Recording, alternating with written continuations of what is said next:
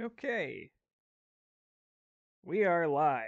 Welcome in, everyone, to another episode of Mock Draft Monday.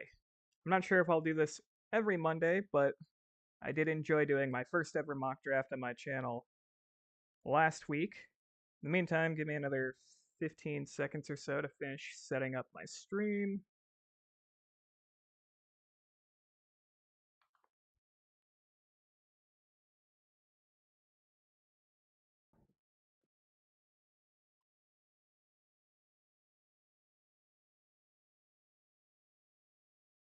Okay, and we are good to go. So, last week's stream, did my first ever mock draft, obviously. Today was the start of NFL free agency, so a lot has changed. A lot of hands have switched, or a lot of players have switched teams. And yeah, I'm going to quit rambling and just go ahead and jump into the draft.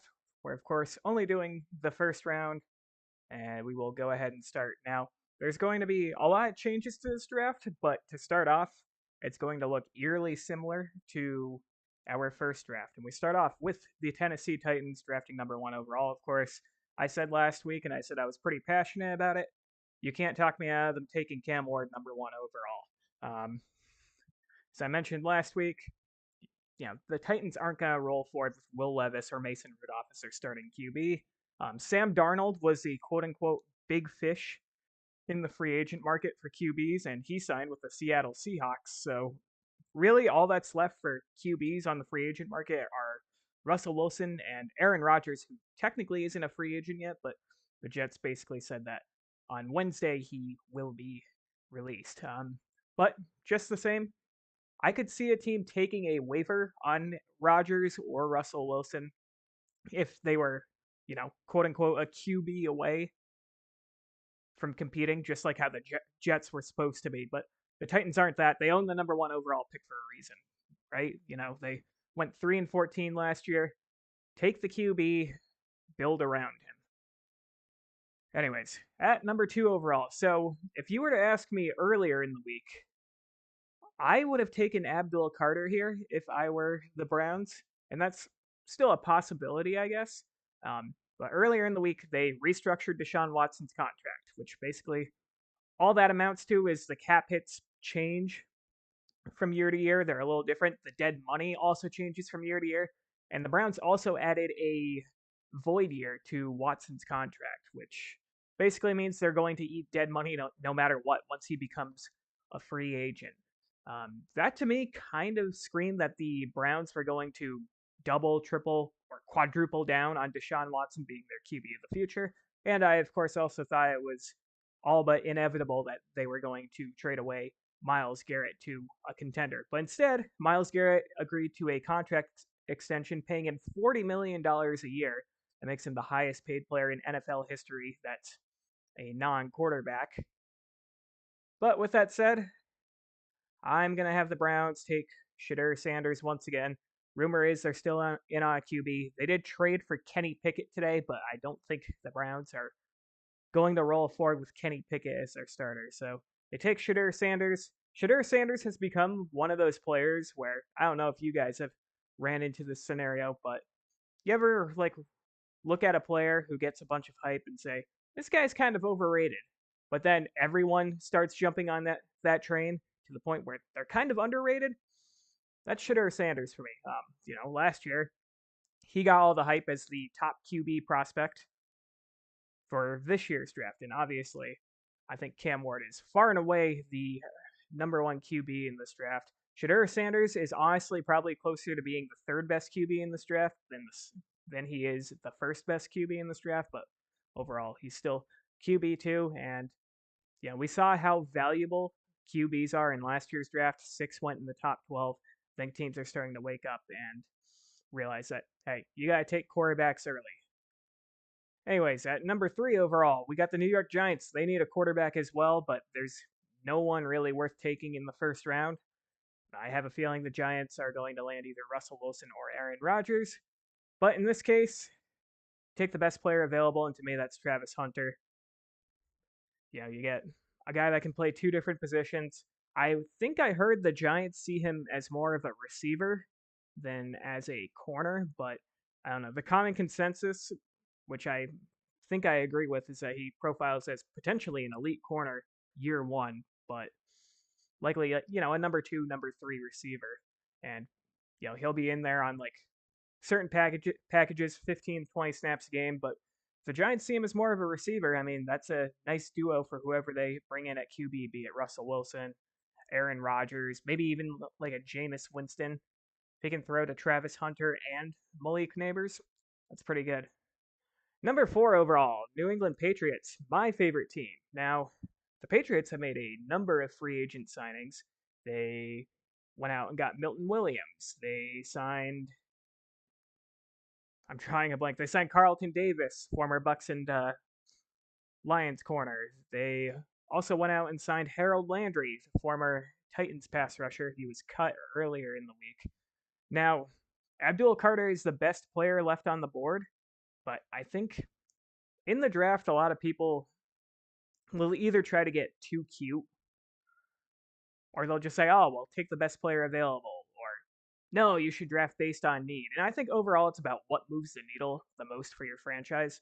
Right now, the pass rushing duo for the Patriots of Keon White and Harold Landry is probably somewhere around league average. It's not great. It's not certainly not elite. I don't even think it's above average. But given how bad the Patriots are right now at virtually every position, I think they need to address other positions. So trading down here could be an option for them. However, listen, wide receiver and tackle are the biggest needs for the Patriots after free agency, or at least at the time of this recording.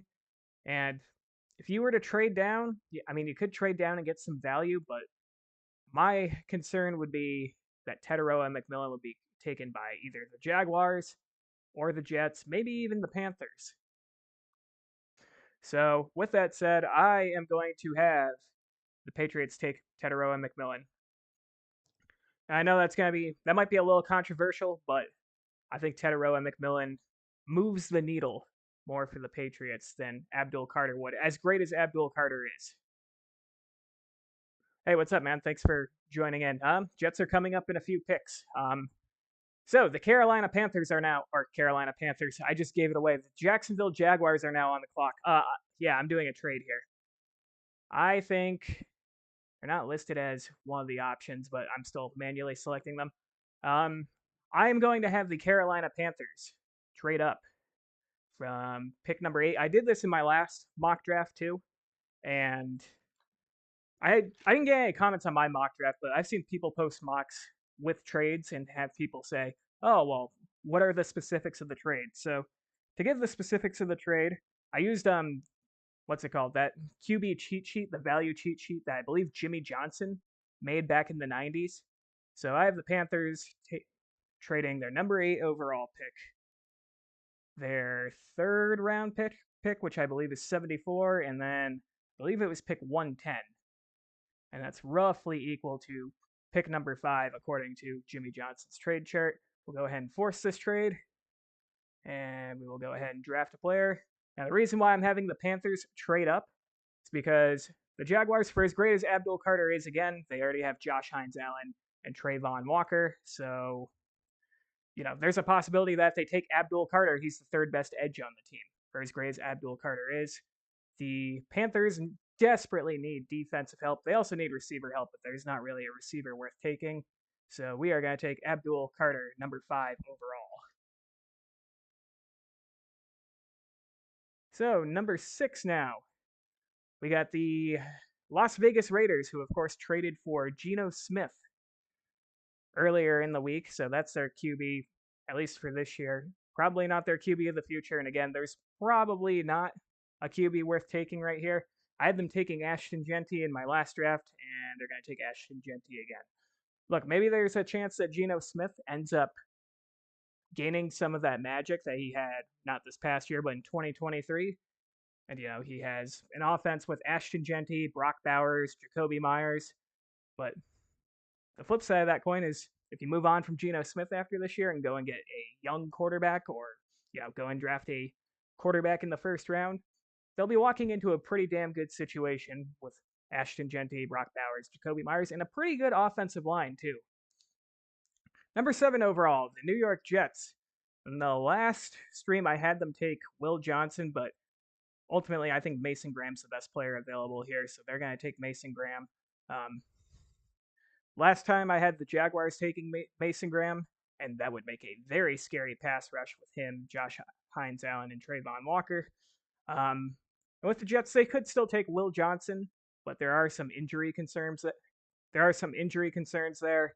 And Mason Graham and Quinnen Williams could form the most scary pass rushing duo in the defensive interior in the league.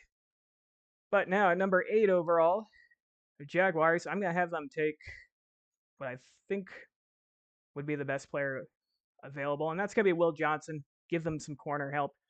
Will Johnson's 6'2", 202 pounds. He's lengthy. He profiles similarly to J.C. Horn, who just got a huge payday from Carolina. There are some injury concerns. He had a foot injury last year, I believe, caused him to miss a few games, and he's also been dealing with a nagging hamstring, which made him miss the combine and his pro day. But still, on tape, I think he's probably the best corner in the draft. And that brings us to pick number 9, the New Orleans Saints. I'm going to have them take Tyler Warren, tight end at Penn State. I talked about the range of outcomes last week when it comes to the Saints. If everything goes to shit, like if Alvin Kamara is washed, Chris Olave unfortunately never plays again or is never the same again due to the concussions. Rashid Shaheed is coming off of a major injury. At least you have a tight end, a very reliable and highly sought after tight end in Tyler Warren to, help stabilize that offense. But on the flip side, maybe Alvin Kamara is still a very effective running back, even though he's on the wrong side of 30 now. Maybe hopefully Chris Olave comes back and he's the receiver that he once was. Hopefully Rashid Shaheed comes back from his injury and he's the deep threat that he once was. And you add Tyler Warren to that mix, the Saints offense is very intriguing. Now, unfortunately, they have a overpaid pedestrian quarterback, but that's a conversation for another time. So now we got the Chicago Bears at number 10 overall, another team that made some splash moves. They traded for Joe Thuney earlier in the week, among some other things. So the Bears could probably still use a center, but there's not really a center worth taking right now. I think this is a prime trade back spot, and I am going to have the Arizona Cardinals trade into the top 10. So the Cardinals are going to trade pick 16, pick 78, and pick 114 to the Bears for pick number 10.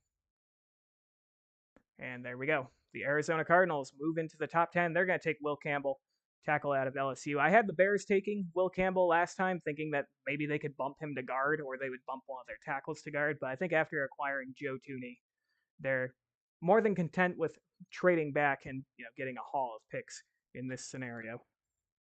Now, at number 11 overall, I think I owe Armand Membou an apology because I was not familiar with his game last time. I had him going in the very back of the first round, but I have him going at number 11 overall here.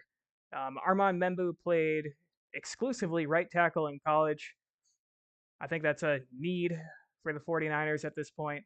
Build within the trenches and help protect Brock Purdy before you ultimately dump $60 million a year or whatever onto him. And Membou's an absolute freak athlete. He lit it up at the combine. Trent Williams is getting up there in age. I think there's a possibility that you can kick Membou out to left tackle. Maybe not this year, but sometime in the near future, and he can be very effective there. Or, you can just keep him at right tackle. We've seen Penei Sewell stick to right tackle, and he has been, all-pro worthy every year. Number 12 overall, the Dallas Cowboys. I'm going to have him take Luther Burden III, get Dak Prescott another receiving target, get CeeDee Lamb some more help in the field. Luther Burden probably going to profile as a slot. That's where he played, quite a bit of his snaps in his career. He also had the most forced missed tackles in the league, tied for first with 30. And I think I heard, I don't know if you guys have listened to Check the Mic with Steve Palazzolo and Sam Monson. They used to work at PFF and helped make this mock draft simulator, but I've heard them compare Luther Burden to Odell Beckham as a prospect. Super explosive, good hands, can make a lot of people miss. He does probably profile as a slot though, but I do like him with the Cowboys. Number 13 overall. Some people have been lower on Malachi Starks because he didn't light it up on the combine. The combine can really cause you to rise your stock. Like Armand Membu had a ridiculous combine, and that made him that helped him rise from a borderline first round pick to potentially I could see a scenario where he's the first tackle taken off the board, but he rose all the way up to number 11 here. Malachi Starks, he didn't have a bad combine. Was his combine eye popping? Not necessarily, but I really think mock drafts combines for the most part either skyrocket your value or tank your value. But in order for it to skyrocket, you gotta have an insane combine like Armand Membu, among others, did, or you gotta have a terrible combine. And Starks didn't have a terrible combine. He's a super versatile safety. He can play in the box, he can play in the slot, he can play a traditional center field. So I have him going to the Dolphins with Javon Holland likely departing in free agency. Number 14 overall, the Indianapolis Colts. And I am going to have them go with Colston Loveland here, the tight end out of Michigan. I think this is a smart move because with this move, I think the Colts would basically be saying, hey, Anthony Richardson, yeah, we got you a solid foundation, figure it out. And if Anthony Richardson can't figure it out with this group of playmakers, then it's time to move on. Now, at number 15 overall, I'm going to have the Atlanta Falcons. I'm going to have them take Mike Green, the edge out of Marshall. I think he's an absolute stud. I think he's the next best pass rusher in this draft, only behind Abdul Carter. This is ultimately going to be the Matt Judon replacement. And I mentioned this stat in my last mock draft, but I think I read a stat somewhere. I heard a stat somewhere that said the Falcons have ranked either 31st or 32nd in pressures generated ever since the stat was tracked back in like 2018. So they've consistently had a poor pass rush. Mike Green definitely helps improve that. At number 16 overall, the Chicago Bears, who ended up trading back from number 10 overall. I was going to have them go with James Pierce here, but free agency signings made me pivot to Jihad Campbell, a linebacker out of Alabama. So now the Cincinnati Bengals are on the clock, number 17 overall. I think they're going to go defense here. I think they are going to go with Kenneth Grant, defensive tackle out of Michigan. The Bengals' defense last year was basically Trey Hendrickson and 10 other guys. Now, Trey Hendrickson has reportedly requested a trade, but I don't think they've found a trade partner yet. But this definitely helps boost the defensive interior. And hopefully the Bengals can get their shit together, find some other chips later in the draft, and they can be a very scary team. But I'll believe it when I see it. So now at number 18 overall, we got the Seattle Seahawks, who I'm trying to understand where the Seahawks are going in the future. They let go of Tyler Lockett. They traded DK Metcalf to the Steelers. And they traded Geno Smith to the Raiders, but then they just went out and threw a bunch of money at Sam Darnold. So receivers certainly in play here. The interior offensive line is also in play, and I think that's probably the direction you're going to go. Remember the meme of Sam Darnold seeing ghosts against the Patriots on Monday Night Football? I think you have to protect Sam Darnold first and foremost. But with that said, if we're talking about value here, I think there are plenty of teams that might be willing to trade up, and that's exactly what I'm going to do here. The Detroit Lions are the only ones that are interested, but I am going to force a trade here, and I'm going to have the Los Angeles Chargers trade up, and I have them taking, they're going to swap first round picks, and I'm going to have them, I believe, take 123 and 159. We'll go ahead and force this trade. Okay.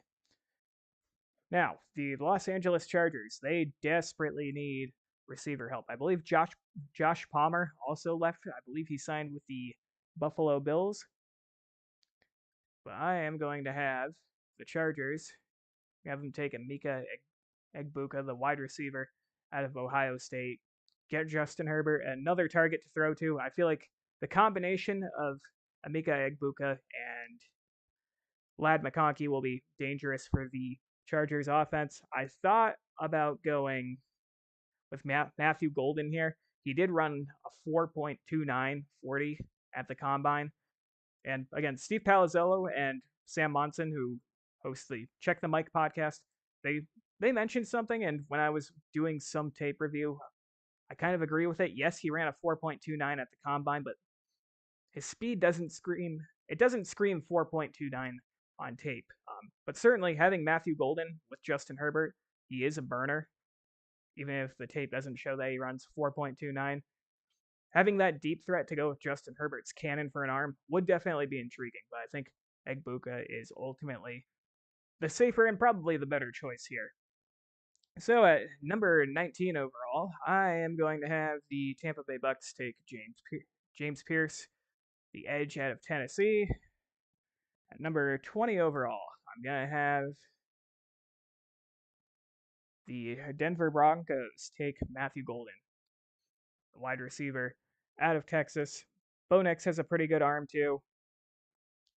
Get him some more help outside of Cortland Sutton. Now, at number 21 overall, the Pittsburgh Steelers, they still don't have a quarterback, but obviously, as we've established, there's not really anyone worth taking right now as far as quarterbacks go, and they could very well end up with one of Rodgers, or maybe Russell Wilson comes back. But what I do think the Steelers are going to do is I think they're going to take Jahdae Barron, corner out of Texas. He profiles more as a slot. He played most of his snaps in the slot, as you can see here, but I do think overall he's a very good, he's very fundamentally sound, but he is undersized at 5'11 and only 200, so likely going to profile as a slot. Now at 22 overall, we got the Seattle Seahawks, who traded back, and I mentioned that they need some help on the interior offensive line. They could have certainly taken a receiver, which I think is plausible, but like I said earlier, I think keeping Sam Darnold upright is going to be huge. So I'm going to have them take Tyler Booker, the guard, out of Alabama. Now, next up, we got the Green Bay Packers. And I am going to have them take Mykel Williams, the edge out of Georgia. He's a monster. He's 6'5", about 265. He can play the edge in a 3-4 or a 4-3.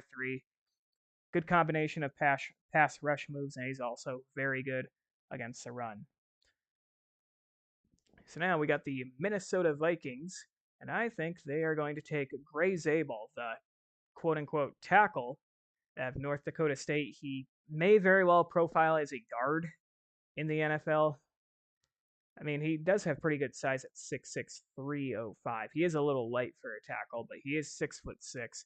And as you can see, he does have some experience at left guard. He also has experience at both tackle spots, right tackle, and he played left tackle in 2024. But with that said, he does offer some versatility, even if he does profile a little better as a guard. And, you got to keep J.J. McCarthy upright.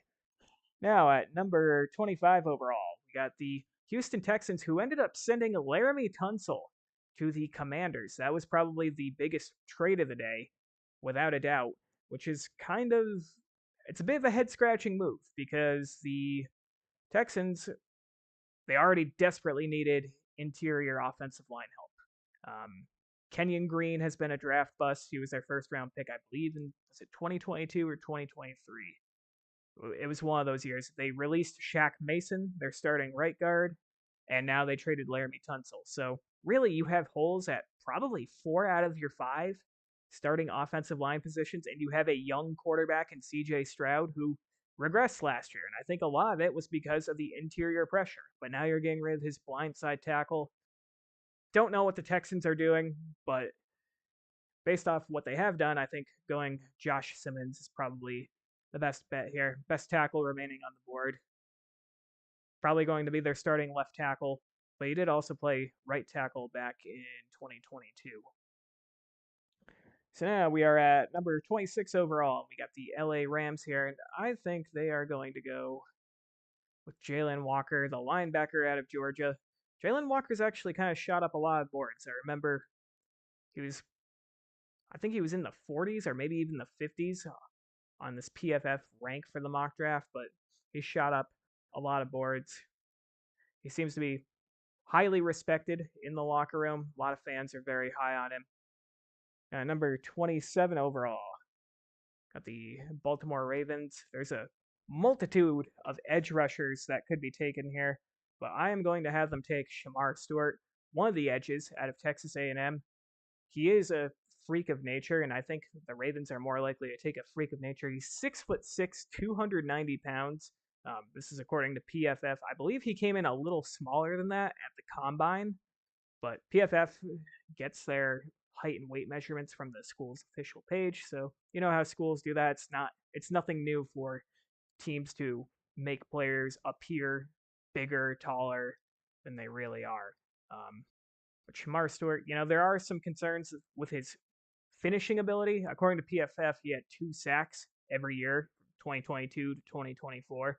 I believe the actual total he had was 4.5 in his 3 years. So there is some concern about his finishing ability. And look, I know the NFL draft isn't about stats; it's about film. And Shemar Stewart's film is pretty impressive, but only having 4.5 sacks in 3 years is, definitely a little eye popping. But he is a freak of nature, and I think the Ravens are going to take a risk on a freak of nature athlete instead of a more fundamentally sound guy like, say, a Nick Scorton, who I have going to the Detroit Lions at pick number 28. A little more fundamentally sound. He'll line up on the other side of the defensive line opposite Aiden Hutchinson.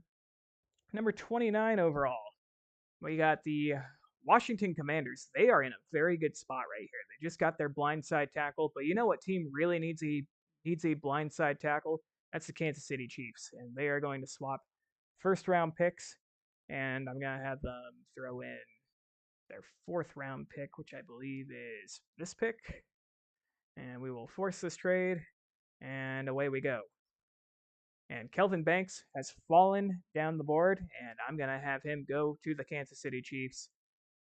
They get their new blindside tackle. Now, left guard's ultimately going to be a need, I think, for the Chiefs too, after they traded Joe Thuney, but we saw how, throughout the season, we saw how bad the offensive line could be with their lack of a left tackle. And look, when it comes to offensive lines, there's a saying that you're only as good as your worst unit. So, last year the Chiefs had Joe Thuney. He was an All-Pro. Creed Humphrey was an All-Pro, probably the best center in football. Trey Smith was also a Pro Bowler. Jawaan Taylor, I mean, he kind of became a meme for, his false starts. He always jumps early, but he's still not a bad right tackle. But left tackle is a big issue for them. And Mahomes likes to take deep dropbacks in the pocket, and the lack of left tackle talent has led to a decline in Mahomes' numbers in the last couple of years. At number 30 overall, I'm going to have the Bills kind of reach on Trey Amos, corner out of Mississippi. A lot of people will probably say this is a reach, and maybe it is, but I think overall, the Bills' secondary was so bad last year. I think Trey Amos overall raises their floor. If you read PFF's brief description about him, they think his floor is a number 2 corner, but he has the potential to be a number 1 corner. The Bills' secondary was so bad last year that I think taking a corner with that high of a floor is a pretty safe move, and it moves the needle quite significantly for the Bills and their secondary. So now we're at number 31 overall. The Commanders ended up trading back, and I'm going to have them taking Walter Nolen here, defensive lineman out of Mississippi. Jonathan Allen ended up getting released by the Commanders. I think this is ultimately his replacement. I don't think you can roll forward with Daron Payne and Javon Kinlaw as your starters. Daron Payne, I think, still has a little something left in the tank, but Javon Kinlaw can't be one of your starters. Now, at number 32 overall, I'm going to end this mock draft with a little bit of a move here. The Eagles, they're the reigning Super Bowl champions, and I don't really see anyone on the board that I would be dying for them to take. They have a good offensive line. I'm not really sold on Donovan Ezeraku, if we're being honest. Um, while Marion Hampton, I think definitely is worthy of a first round grade, even though he is a running back. But obviously, the Eagles have Saquon. So what I'm gonna do is I'm gonna have the Chicago Bears trade up with the Philadelphia Eagles. They're gonna trade up for pick number 32. They will give the Eagles pick number 39, and they are going to trade the Arizona fourth that they got from their trade earlier. Offer the trade not accepted, force the trade, and they are going to take Omarion Hampton. And that is your mock draft. I think for the Bears, ultimately, DeAndre Swift, he's fine, but I think you can upgrade there. Roschon Johnson's their backup. I think this moves the needle quite a bit. Caleb Williams, he has good receivers. The offensive line was shaky last year. The running game was okay, but now you're ultimately improving the run game, and you also address defense earlier in the first round by taking Jihad Campbell. So that's our mock draft. Cam Ward to the Titans. Again, they have their young QB to build around in the future. I do think the Browns go Shedeur Sanders. That's what the rumors suggest. And, you can't roll forward with Deshaun Watson. Travis Hunter, best player available to the Giants. Teteroa McMillan to the Pats. I think even though Abdul Carter is the better player of the two, Abdul Carter's a blue chip prospect, while Teteroa McMillan is probably a step below that. I think ultimately Teteroa McMillan moves the needle more for the Patriots as far as team building goes. Panthers trade up to number 5 overall, take Abdul Carter. Their defense was trash last year. Ashton Jeanty goes to the Raiders, sets a good foundation for Geno Smith this year and whoever their QB is in the future. Mason Graham pairs up with Quinnen Williams, forms one of the scariest defensive tackle duos in the league. Will Johnson at number 8 overall with the Jags trading down. Good lengthy corner, profile similarly to J.C. Horn, and ultimately there are some injury concerns there, but I think the talent's undeniable. Tyler Warren going to the Saints. I think ultimately he helps raise the floor and raise the ceiling for the Saints offense. Like I said earlier, if everything goes to shit for the Saints offensively, at least you have a very good tight end prospect. But if things go well for the Saints, hey, you still have a very good tight end prospect. Cardinals trading up from 16 to 10 to take Will Campbell. I think they can start him at left tackle or maybe kick him inside. The Cardinals kind of need offensive line help altogether. Membu shoots up to number 11 following a great draft.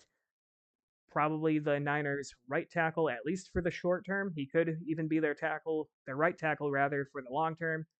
Or they could potentially, I think he's talented enough to be kicked out to left tackle once Trent Williams hangs him up. Luther Burden III to the Cowboys. Great yards after the catch ability. Gives Dak another pass catcher. Allows CeeDee Lamb to make some more plays as well. Malachi Starks, the Javon Holland replacement. Versatile, can play in the box, in the slot, or deep. Colston Loveland to the tight end. Fills a need and ultimately causes the Colts to say, Anthony Richardson, this is your foundation. We've built a solid team for you. If you don't go out and prove it this year, you're done. Mike Green, the edge out of Marshall to the Falcons. They desperately need pass rush help, and I think Mike Green is the second best pass rusher, obviously after Abdul Carter. Jihad Campbell going to the Bears after trading down from 10 to 16. It's probably Campbell's close to the best player available, probably the best player available at a position of need. The Bears did address their pass rush in free agency quite a bit today, but I think if Jihad Campbell is there with what? Who are their starting linebackers? It's Tremaine Edmonds and someone else, right? But Jihad Campbell, another guy who kind of rose through the ranks thanks to a great combine. Kenneth Grant goes to the Bengals at 17. Like I mentioned earlier, their defense last year was Trey Hendrickson and 10 guys. Kenneth Grant might make that Kenneth Grant, Trey Hendrickson if he doesn't get traded, and 9 other guys. So, you move the needle a little bit. Emeka Egbuka ends up going to the Chargers, who trade with the Seahawks. I think that could be a very underrated, a very potentially dangerous wide receiver duo, Egbuka and Lad McConkey. James Pierce Jr. goes to the Bucks at number 19. Matthew Golden, the wide receiver out of Texas, goes to the Broncos at 20. Gives Bo Nix another target, helps stretch the field a little bit, and potentially gives some more targets to Cortland Sutton. Jahdae Barron, the corner out of Texas, goes to the Steelers. He's likely going to be their starting slot corner. Tyler Booker goes to the Seahawks after they trade back. Gotta keep Sam Darnold upright or else he'll see ghosts. Michael Williams, the edge out of Georgia, goes to the Packers. Gray Zabel goes to the Vikings. He's listed as a tackle here, but probably profiles as a guard, but he does have experience at both tackle spots and left guard in college.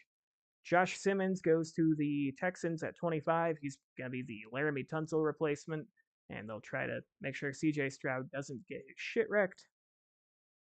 Jalen Walker goes to the Rams at 26, probably the best player available at a position of need. Shamar Stewart goes to the Ravens at 27. Absolute freak of nature. Probably has a higher ceiling than Nick Scorton, his A&M counterpart at edge, but I think ultimately his floor is much lower. But I can see the Ravens seem like the type of team to take a chance on someone who's a freak athlete. While the Lions probably want someone who's a little more fundamentally sound, and Nick Scorton, who will line up opposite of Aiden Hutchinson. Kelvin Banks Jr., the Chiefs trade up from 31 to 29. They hopefully get their blindside tackle in the near future. Trey Amos, maybe a little bit of a reach, but I think ultimately that helps raise the Bills' floor of their secondary. Walter Nolan, the Jonathan Allen replacement for the Commanders at number 31, and the Bears trading up to the number 32 overall pick and taking Omarion Hampton, the running back out of North Carolina. Get Caleb Williams even more help. Caleb Williams doesn't really have a lot of excuses next year. He already has a pretty good receiving core. They've helped establish the offensive line. In this draft and in free agency, they've built up the defense, and now he has a potential stud running back. But that's going to do it for today's mock draft. I will say this mock was a little more stressful to make than the last one because of all the moves that happened. Hopefully, none of these moves just don't make sense because there's a free agency move that I didn't catch. But in the meantime, that's going to do it for today's mock draft. And yeah, I might do one again next week. We'll see. Really depends. A lot of free agents got signed today. There's still a lot more out there. If the needle moves enough and I have the time, I will probably make a third mock draft next Monday. But in the meantime, this is your second mock draft.